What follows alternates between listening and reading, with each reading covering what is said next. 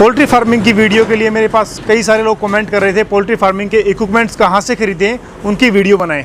तो poultry farming के अंदर ज़रूरी होता है कि आप जब भी कोई कूलिंग पैड लगाते हैं, जब भी कोई फ़ैन लगाते हैं तो कहाँ से खरीदें। मेरे पास नेपाल से कई लोग कमेंट कर रहे थे। मैंने एक बहुत पहले वीडियो बनाया था पोल्ट्री फार्मिंग इक्विपमेंट्स का।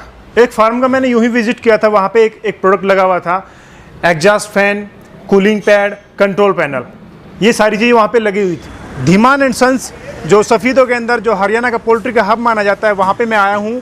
यहाँ के में इनके जो प्रोडक्ट्स हैं वो लगभग 25 साल से काम कर रहे हैं और 15-15, 20-20 साल पुराने प्रोडक्ट अब भी इनके पास रनिंग में हैं।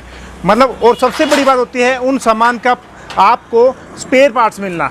तो क्या क्या सामान बनाते हैं, क्या क्वालिटी है इनके प्रोडक्ट्स डेयरी के अंदर, इंडस्ट्री के अंदर, पॉली हाउस के अंदर और अपने पोल्ट्री फार्मिंग के अंदर, सारे के सारे प्रोडक्ट जो भी आप लेना चाहेंगे यहाँ पे आपको मिल जाएंगे। इनकी क्वालिटी काफ़ी बेहतरीन है, मैं क्वालिटी आपको दिखाऊंगा। जब भी हम कोई नया फार्म बनाना चाहते हैं, नई शेड बनाना चाहते हैं, तो हम सोचते हैं कि अपने पड़ोस में जिसने बना रखा है हम उसी शेड को फॉलो करें, उसी तरह से बनाएं और उसने जो सामान खरीद रखा है उसी सामान को अपने पास लगवाएं। लेकिन ज़रूरी नहीं है उस सामान की क्वालिटी बेहतर हो। सारी जानकारी इस वीडियो में ली जाएगी। मनोज कुमार जी, स्वागत है आपका हमारे यूट्यूब चैनल में। और मैं आपके बारे में जानना चाहूँगा, आप कंपनी कितने साल से पुरानी है और कब से आप लोग काम कर रहे हैं और आपकी क्या होदा है, क्या डिजिग्नेशन है कंपनी के अंदर?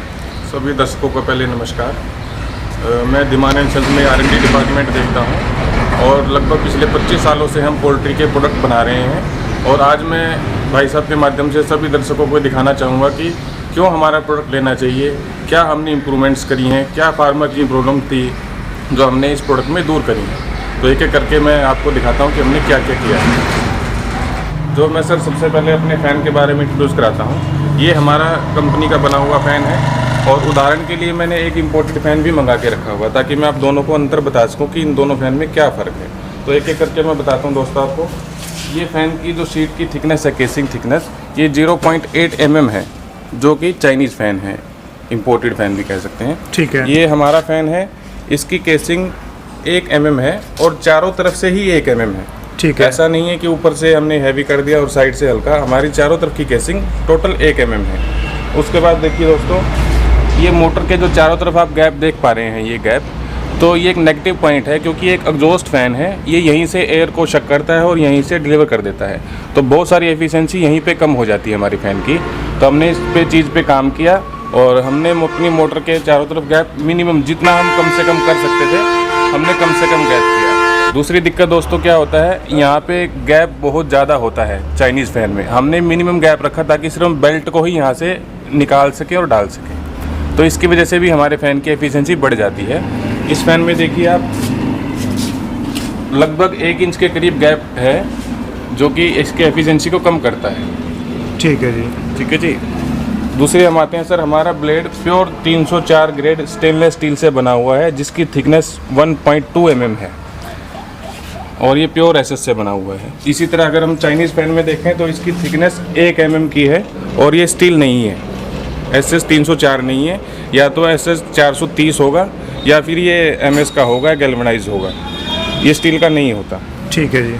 अगली बात मैं आपको बताना चाहूँगा कि ये जो है हमारी होजिंग, ये हमने फाइबर ग्लास से बनाई है। ठीक है। जबकि ये इसमें मेटल का होता है और इसकी थिकनेस सिर्फ 0.5 mm होती है। बहुत जल्दी ख़राब होने वाला प्रोडक्ट है।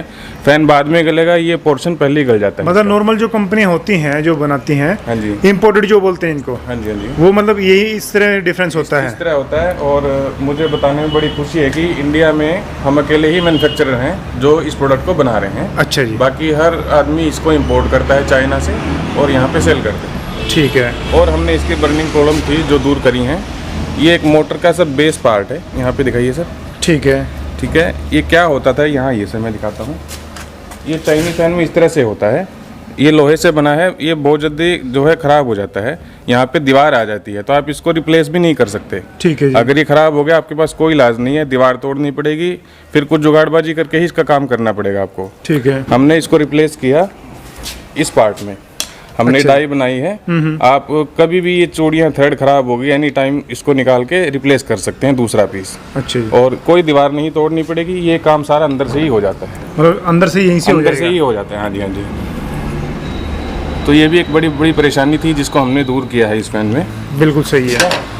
ये सर फैन का ओपनिंग डिवाइस है। हाँ जी। ठीक है, ये आमतौर से नायलॉन शटर ओपनिंग के लिए, शटर ओपनिंग डिवाइस है सर ये। ठीक है जी। उसके बाद क्या है, ये डाइयाँ सारी हमारी अपनी निजी हैं। अगर आपका ब्लेड 10 साल बाद 20 साल बाद भी आपको चाहिए तो same design, same whole matching, सब कुछ एक जैसा ही मिलेगा। ठीक है। चाइना की तरह नहीं है कि हर साल लोड बदल के आएगा और फिटिंग नहीं आएगी, मैचिंग नहीं होगी। अच्छा जी, उसमें लोड चेंज होते हैं मतलब? हर साल लोड बदल के आएगा। अच्छा जी। फिर जो माल आपने आज लिया है अगले साल वो नहीं आएगा। ठीक। होल चेंज होके आएंगे, डिजाइन चेंज होके आएगा। ठीक है। ब्लेड में बैलेंस हो जाएगा, बहुत सारी चीजें हैं। ठीक है। और सबसे बड़ी जो हमने अच्छी इंप्रूवमेंट इसमें करी है, ये मोटर हमने अपनी डेवलप करी है। ठीक है। इंडियन मोटर है और हमारे ब्रांड से रजिस्टर्ड है मोटर, धीमन के नाम से। धीमन के नाम से ही, और 1 साल की फुल वारंटी के साथ मोटर है। उसमें चाइनीज मोटर है। हाँ जी। अगर हम सिर्फ फ़र्क देखें कीमत का, तो इंडियन मोटर और चाइनीज मोटर में लगभग 3000 रुपये का फ़र्क है। मतलब इंडियन मोटर 3000 रुपये महंगी है, 3000 महंगी है। चाइनीज मोटर 3000 रुपये सस्ती है। ठीक है जी। देखो सर, ये फैन है, ये चाइनीज है। देखो ये अपना फैन है, देखो सर, हाथ से ही पता लग जाता है कि चीज़ कितनी हैवी बनी हुई है। बिल्कुल जी। ठीक है सर, 2 लोग अगर उठाएंगे उनको उठाते ही पता चल जाएगा कि कितना हैवी प्रोडक्ट है। और फिटिंग करने में कोई दिक्कत नहीं, कल को कोई कंप्लेंट नहीं, जल्दी ख़राब नहीं होता। बहुत सारी एडवांटेज हैं फैन के अंदर। सर ये हमारा कूलिंग पैड है। उदाहरण के लिए हमने एक छोटा सा पीस लिया है समझाने के लिए। इसमें फार्मर को सबसे बड़ी दिक्कत क्या थी कि ये जो पाइप है अंदर इसके, इसमें पानी में कचरा आने की वजह से ब्लॉक हो जाता है ये। इसमें हमने ये एल्युमिनियम एक्सट्रूशन है। एक्सट्रूशन का मतलब होता है कि डाई से निकला हुआ पीस, ये बेंड करके नहीं बनाया गया, डाई से ही बना हुआ है। ठीक है। और ये हमने स्टेनलेस स्टील 304 ग्रेड का कवर बनाया है। इसको हम ऐसे करके निकाल सकते हैं किसी भी पोर्शन से। और यहाँ पे जहाँ भी ब्लॉकेज है, एक पिन से हम ब्लॉकेज को जो है साफ़ कर सकते हैं। और जिस पोर्शन में ब्लॉकेज है वहीं से कवर हटाना है। ये कवर छोटे छोटे पीस हैं, 4-4 फीट के, बहुत बड़ा कवर नहीं है। तो ब्लॉकेज साफ करने के बाद इसको कवर को वापस जो है उसी पोजीशन में हम लगा देंगे। मतलब बाकी पैड को पार्ट निकालने की जरूरत नहीं है? ना पाइप को काटने की जरूरत है, ना काटना है, ना पाइप खोलना है। जहाँ भी ब्लॉकेज, जहाँ से भी पानी नहीं दिखाई दे रहा है, मतलब वहाँ पे ब्लॉकेज है। हमें समझ में आ गया कि यहाँ पे ब्लॉकेज है इतने पोर्शन पे, तो इसके ऊपर का ही कवर हटाएंगे। ठीक है। साफ करेंगे और कवर से फिर से लगा देंगे। अच्छा जी। ठीक है। और कुछ भी नहीं करना है। सबसे बड़ी जो दिक्कत थी यही थी मेन पैड में। अच्छा, बाकी पैड में ये कंपैरिजन आपने बेहतर कर रखा है? हाँ, ये हमने, और दूसरे भी हमने एक दिक्कत दूर करी है। हमने एक्सट्रूशन में ये अटैचमेंट लगाई है ये। अच्छा जी। जब इस पैड के साथ दूसरा पैड जुड़ेगा यहाँ से, तो कोई गैप नहीं रहेगा पैड के बीच में। अच्छा, गैप खत्म कर कोई गैप नहीं रहेगा, कोई हवा नहीं आएगी, कोई इसमें से कीटाणु कुछ भी अंदर नहीं आ सकता। ठीक है, बिल्कुल ठीक है। अच्छा, बाकी आपकी जो है पैड दिख रही है सामने, हाँ जी, इसमें क्वालिटी में क्या डिफरेंस? इसमें जो ये कूलिंग पैड लगा है सर, ये हमारा अपना डिजाइन है और बहुत ही ड्यूरेबल पैड है। और आप हमारी पैड की खासियत मैं क्या बताऊँ सर, हमारे फार्मरों से आप पूछें, कोई भी फार्मर आपको हमारे बारे में ये नहीं कहेगा कि उन्होंने हमारे को गलत पैड लगाया। तो सर, तो पैड बहुत अच्छी क्वालिटी का है और इसमें 4 इंच, 6 इंच, 5 इंच तीनों थिकनेस हमारे पास अवेलेबल है। ठीक है। अभी तक मार्केट में 5 इंच का पैड कहीं नहीं है, लेकिन इस साल से हम लॉन्च कर रहे हैं 5 इंच का पैड भी। अच्छा, 5 इंच चौड़ाई भी आ जाएगी? हाँ, 5 इंच चौड़ाई भी अपने पास अवेलेबल है। 4 इंच, 5 इंच और 6 इंच तीनों चौड़ाई हमारे पास अवेलेबल है। ठीक है। इसमें कोटिंग वाला पैड भी है, विदाउट कोटिंग वाला पैड भी है। जैसे जैसा फार्मर को चाहिए हर तरीके का पैड अपने पास उपलब्ध है। उसी तरह का मिल जाएगा। ठीक है जी। ये sir total auto control panel है फैन और कूलिंग पैड के लिए। इसमें हमने सारा LT का स्विच गियर लगाया है और ऑटो कंट्रोल सिस्टम लगाया है। ये हमारी कंपनी का ही बना हुआ होता है। ठीक है जी। इसमें मेन पार्ट क्या क्या है, ये सिंगल फेस प्रिवेंटर इसको बोलते हैं। ये क्या सेफ्टी करता है कि अगर आपकी 3 फेस की लाइट में से कोई एक फेस मिस है तो आपकी मोटर को सड़ने से बचाएगा, फेस को पास नहीं करेगा। ठीक है। ये इसको MPC भी बोलते हैं। ये ओवरलोड ट्रिपिंग सिस्टम है। आपकी मोटर का लोड मान लेते हैं कि 3 एम्पेयर अगर है तो 3.1 एम्पेयर लोड लेते ही ये मोटर को ट्रिप कर देगा, तो मोटर को सड़ने से प्रोटेक्ट करता है ये। ठीक है। तो इसमें अगर ये पैनल लगा है तो कोई भी मोटर जो है आपकी कभी भी खराब नहीं हो सकती किसी भी कारण से। ठीक है। ठीक है। ये ऑटो कंट्रोल कंडक्टर है, ये मोटर का लोड देते हैं, ऑटोमेटिक ये चीज़ें चलती हैं इसके थ्रू। मतलब एक एक फैन के लिए एक अलग से लगा, ये कस्टमाइज होता है सर। कुछ फार्मर क्या करते हैं कि एक एक पॉइंट से 2-2 फैन भी रन करते हैं। ठीक है। और उस स्थिति में हमें फिर इसकी कैपेसिटी बढ़ानी पड़ती है। ठीक है। और कुछ लोग इंडिविजुअल फैन चलाना चाहते हैं तो फिर हम सिंगल भी करते हैं। और पूरे फैन एक साथ भी करते हैं?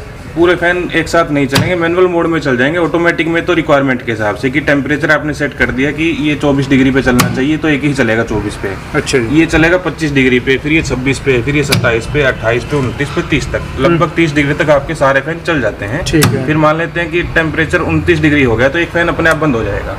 फिर 28 हो गया, फिर ये बंद हो जाएगा। फिर 27 होगा, ये बंद हो जाएगा। तो ऐसे ही बढ़ते भी रहेंगे, घटते भी रहेंगे। टेम्परेचर को बिल्कुल मेंटेन रखेंगे आपके फार्म के अंदर। आपको ना कोई फ़ैन चलाना है, ना आपको कोई फ़ैन बंद करना है। अच्छा जी। ये इसका मेन बक्स बार है, ये मेन स्विच है, मेन MCC भी है। ठीक है जी। बाहर मैं आपको दिखाता हूँ। ये हमारा कंट्रोलर है, इसमें सारी सेटिंग दी हुई है। आप कहीं से भी कोई भी टेम्परेचर जो है सेट कर सकते हैं, जहाँ से भी आप जो भी फ़ैन को जिस पोजीशन पे चलाना चाहें ऐसे चल सकता है। इसमें हमने एक मेन चीज़ क्या दी है कि सर्दियों में आपके फार्म के अंदर गैस हो जाती है इकट्ठी। अच्छा। तो इसमें ही एक टाइमर फंक्शन है। तो सर्दियों के समय आप इसको उस मोड पे डाल दें यहाँ से, तो एक फैन जो है चलता रहेगा हर 10 मिनट बाद या हर 20 मिनट, जैसे भी आपकी रिक्वायरमेंट है। तो थोड़ी थोड़ी देर चलेगा, थोड़ी देर बंद रहेगा, तो जो भी अंदर गैस है उसको बाहर निकाल देगा। अब अगर किसी कंडीशन में ये कंट्रोलर ख़राब हो जाता है, हाँ जी, तो आप फैन को मैनुअल मोड में भी चला सकते हैं यहाँ से। तो आपके फैन कभी बंद नहीं होंगे, मैनुअल मोड पे चला दें और इसको रिप्लेस करवा लें या रिपेयर कराना है, जो भी आप करना चाहें, तो इसको उतनी देर तक मैनुअल मोड पे चला सकते हैं। ठीक है जी, ठीक है। गर्मी के लिए आपने कूलिंग पैड, आपने सारा हमें कंट्रोल पैनल दिखाया है, फैन दिखाए हैं जी जी। तो आप सर्दियों में आपने ऐसा क्या बना रखा है ताकि मेरे व्यूवर को उसमें फ़ायदा हो? और एक्चुअली हम खुद भी उससे काफ़ी परेशान हैं, मतलब सर्दियों का विंटर मैनेजमेंट को लेकर। ठीक है जी। हमने अभी देखो एक नया प्रोडक्ट लॉन्च किया है और इसी साल हमने लॉन्च किया है। ये सारा का सारा टोटल स्टेनलेस स्टील से बना हुआ है और LPG और बिजली से ये चलता है प्रोडक्ट। ठीक है जी। ठीक है जी। बिजली इसमें सिर्फ इतनी लगती है कि आप इन्वर्टर से भी इसको ऑपरेट कर सकते हैं। आपको किसी स्पेशल जनरेटर की जरूरत नहीं है, बहुत हैवी लोड की जरूरत नहीं है। अच्छा जी। तो इन्वर्टर बैकअप से भी चलता है और बिल्कुल मिनिमम लाइट से चलता है। इसका लोड सारा लगभग 300 वाट के करीब। नहीं मतलब इसमें गैस से चलेगा, तो गैस इसी हीट के लिए गैस फ्यूल हो गई और लाइट सिर्फ पैनल और छोटा सा फैन है उसको ऑपरेट करने फैन को ऑपरेट करने के लिए। ठीक। और बहुत कम लोड पे चलता है। ठीक और है। इसमें सारी सेफ्टी हमने दी हुई है, जैसे कि किसी वजह से आपका फैन खराब हो गया तो ये 3 सेकंड वेट करेगा सिर्फ, तो तुरंत से सारा सिस्टम स्टॉप कर देगा। अगर कोई लीकेज है, कोई भी दिक्कत है, कोई भी परेशानी है, तो आपको कोई भी एक्सीडेंट का 1% भी खतरा इसके अंदर नहीं है। ठीक है। दूसरा हमने सिस्टम लगाया, आपकी LPG चलते हुए खत्म हो जाती है तो आपको इंडिकेशन मिल जाता है। अगर आपकी लेबर फार्म से 100 मीटर भी दूर है, 150 मीटर भी दूर है, तो वहाँ भी आपको हूटर की आवाज़ सुनाई देगी। अच्छा जी। ताकि फार्म के अंदर भी कोई अगर नहीं है तो उनको एकदम से पता चल जाएगा कि गैस खत्म हो गई है। ठीक है। और उसको सिलेंडर रिप्लेस करना है। ठीक मैं आपको है। ऑपरेट करके दिखाता हूँ।